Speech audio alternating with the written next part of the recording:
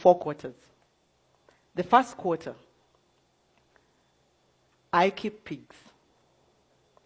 And I play with the pig dung, with the 30 sows I have, to produce food for chickens and fish. This is what I do. In the morning when I pick the pig dung from the piggery house, I leave it out in the open for 6 to 8 hours. And in so doing, flies come along and they lay eggs on it. I then cover it for 4 to 5 days, and when I open it, I get nice, juicy maggots. These I feed my chickens. And then, after I've picked the maggots out of the pig dung, I still introduce earthworms. And when I do, the earthworms multiply. As they're multiplying, they eat on the pig dung and they produce soil. This soil I use to grow vegetables. And sometimes I sell to the people in the city as for their potted plants. And as the earthworms multiply, they excrete. When they excrete, I use their excreta as a pesticide and a fertilizer for my garden. Pig dung is gold to me because I save 80% of my cost of production by feeding the chickens and the fish, which I wouldn't have done if I was using commercial feed.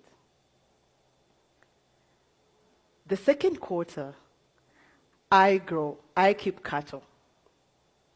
While almost everyone in Uganda uses firewood and charcoal to cook, I use dung for the cows.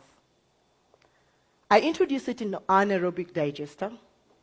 This is an airtight tank that uses microorganisms to degrade the cow dung. And in the process, it produces biogas that I use to cook. I don't have soot, while the rest of the people who use charcoal and firewood do. And in the process, I save on what would have happened if we cut down trees to make charcoal and biogas. Because when we do that, we bring climate change issues.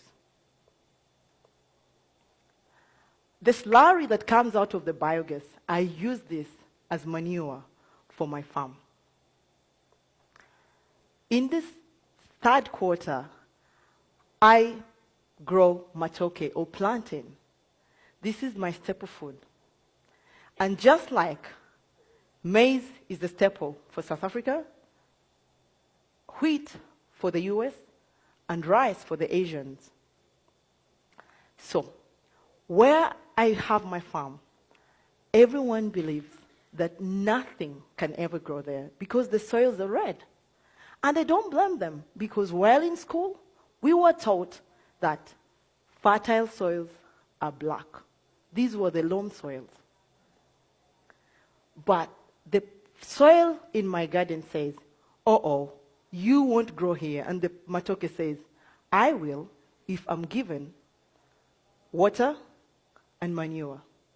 This I do by collecting all the urine from the pigs, all the urine from the cows, and the slurry. If I'm not mistaken, I'm the best matoke farmer in my country.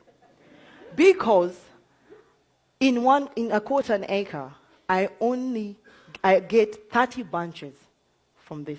And on average, I sell each bunch at $10. The fourth quarter, I keep fish. In a space of 2 meters by 4 meters by 1 meter depth, I can keep 500 catfish.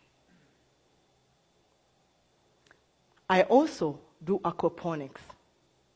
This is where water that comes from the fish goes through the plants, and as it goes through the plants filter it because they take the ammonia, the nitrates that were produced with the fish dung.